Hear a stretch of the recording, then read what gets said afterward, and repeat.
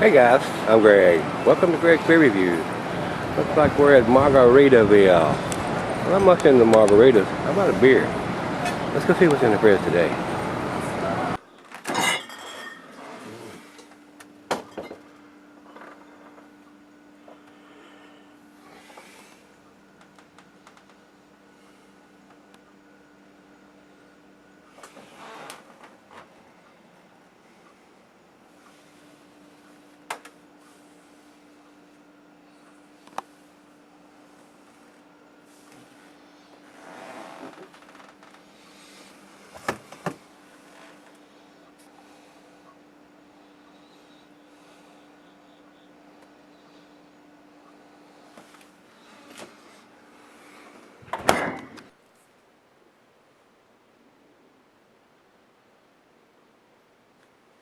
Hey everybody, thanks for stopping by Gregsbeerreviews today. Look here.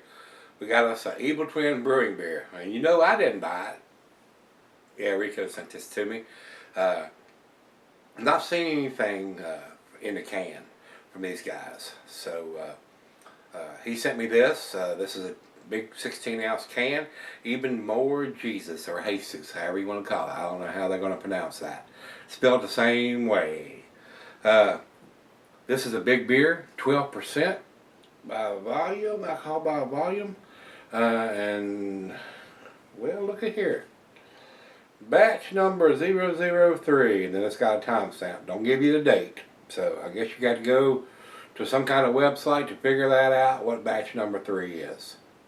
They got the machine that puts a date on the bottom of them, but they're going to put their batch number on there and a timestamp instead of giving us a date or a vintage. Thumbs down to Evil Twin for that. Rico, thanks again, my brother. And he picked this up for $5. You can pick up a 16-ounce can of a 12% Imperial Stout for $5. You better grab all you can grab. And these guys here, even though I'm not a big fan of Jeffy and his vagabond brewing techniques and not having dates on half the stuff that he does, or I'd say 9/10 of the stuff he does, because it all depends on the brewer that he's having brewed the beer. He doesn't have a brewery. So he's more or less a craft beer hobo. That's the way I look at it. But for $5, I'm sure it's well worth it. And they just started canning. Everything I've seen up to now has either been in a 12-ounce or a 22-ounce bomber. So anxious to see what this brings. And these guys usually do pretty good stuff on the dark beers. Some of the other stuff, meh, not so much. But the dark beers, they do a pretty damn good job. So Rico, once again my brother, thank you sir for picking this up, sending it to me for $5 for a 12%. That's pretty damn awesome. That's pretty awesome. That's like 2.5 beers in one can. So plus it being a 16-ouncer on top of that, it might get you in the hammer lane pretty quick, especially if you drink maybe 2 of them. Commercial description on this. Guys, it says, few times in the history of craft beer it has happened that a highly praised beer rises beyond mortal stardom to a higher godly league. Usually the recipe to make such heavenly drops is a thick fudge-like body, pitch black in color, amazingly overwhelming aromas of chocolate, coffee, dark fruits, and muscovado sugar. Obviously only made in limited amounts, and most crucial of all, it must taste rare. Food pairings for this style of beer, guys, for an American Imperial Double IPA. Glass rated pint, Becker, 9 tumbler snifter, oversized wine glass. Got my favorite snifter. And food pairing, it says cheeses, buttery brie, Gouda, Havarti, Swiss. Goes well with your chocolate dishes, of course. Meat is beef, smoked meat, game, and grilled meat. And it says can be sold up for long periods. And I don't doubt that a bit, being at 12%. So let's get it open, and it's trying to come out of the can already. So it looks like it's fairly carbonated, so we're not going to pour it too aggressive to start off with.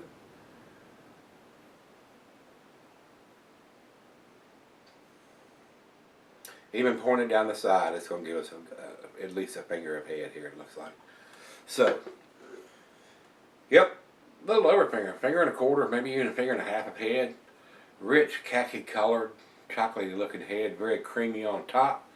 And to the light, it is pitch black, guys. There is absolutely no light coming through. Great looking beer. Like I said, these guys do some really tasty dark beers. rather see a vintage or something on it instead of a batch number. What the hell is up with that? Let's get a nose on it. Rich roasted malt, chocolate, caramel, toffee, dark fruit, figs, dates, raisins, plums. Maybe some hints of some coffee. Smells pretty damn good. Much as I hate to say it, because me and Jeffy are feuding, it is pretty tasty beer. Smelling anyway, I haven't tasted it yet. But I'm getting ready to. Cheers everybody, cheers Rico.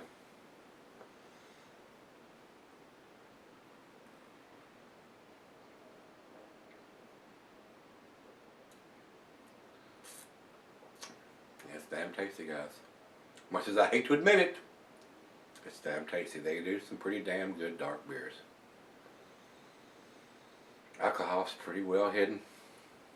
For 12%, I've had 8%ers that are more boozy than this. Rich roasted chocolate,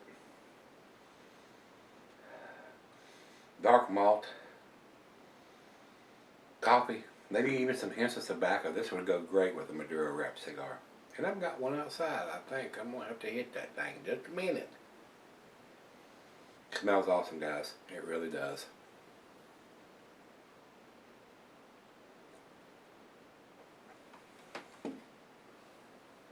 Wow. That's delicious. It is delicious. A great final beer of the evening, which it is for me. Getting ready to have dinner. But I'm going to step on this for a little while before I do. Wow.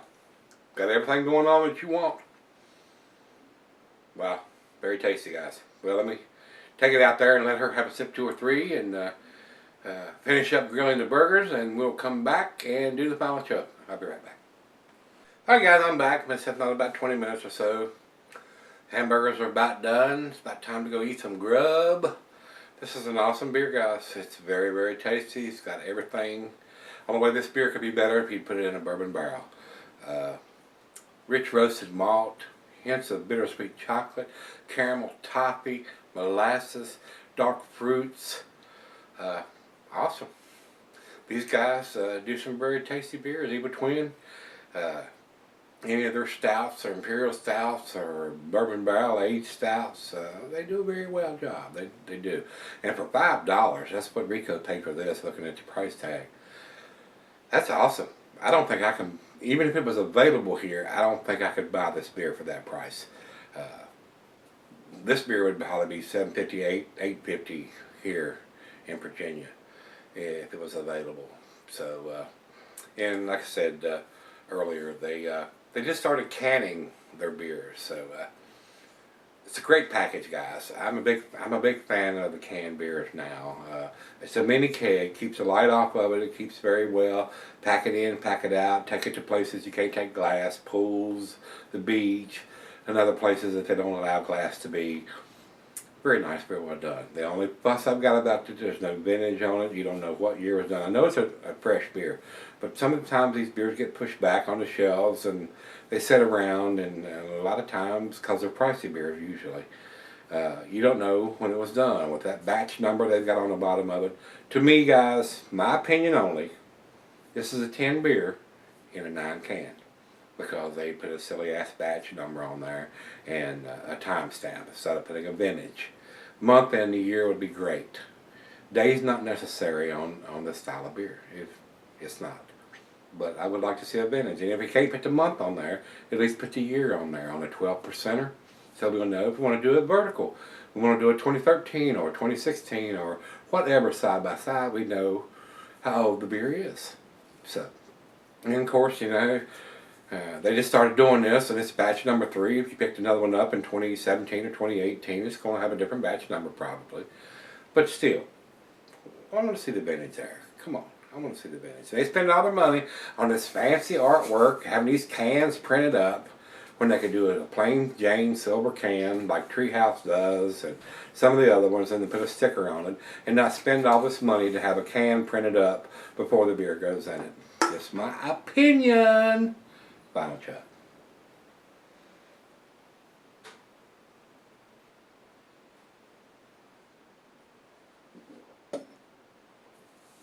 Very tasty beer. Very, very tasty beer. Like I said earlier, guys. It's a 10 beer and a 9 can as far as I'm concerned. If it's a 10 beer, I'm not going to argue with that. I want to see a vintage on the can. I want to know what year was put in the can or the bottle. Especially in this style, an Imperial Stout at 12%. So in case we want to do a vertical sometime down the road. So, numeric rating on this one, guys, I would probably give this a 98 probably. It's pretty damn close to a 10, and it would get to 10 if it had a vintage on it. So that's just me. I'm not going to give them the 10 when it doesn't have a year on it somewhere. So, over to Beer Advocate, they say it's 95 world class. It is a world class beer. It's very, very tasty. And over to Rate Beer says overall 100, 98 in the style. And over to Untapped says 4.17. So they're giving a lower. That's about an 8 rating in my rating book.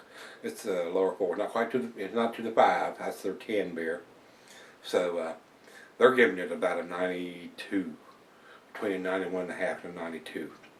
So good numbers from everybody. It's an A beer, guys, from everybody. Whether it's an A minus and an A or a 10, A plus, it's a well-made beer, guys. It is, and. If you've had it, let me know what you think. Even more Jesus or Jesus, however you want to pronounce it. It's pretty tasty. It's pretty tasty. Like I said, the only way this could be better, any better is put it in a bourbon barrel, and that would really be a tasty beer. But this one is not, and it doesn't say that on the can, so we're grading it accordingly, and it is a very tasty beer, guys. It is an exceptionally well-made beer. We just need a vintage on it. If you had this one from Evil Twin, there are even more Jesus or Jesus, however you want to call that. Let me know what you think. I mean, it's pretty enjoyable. Rico, thanks again, my brother. I do appreciate it. Come on back tomorrow, guys. Let's go see what's in the fridge. See you then.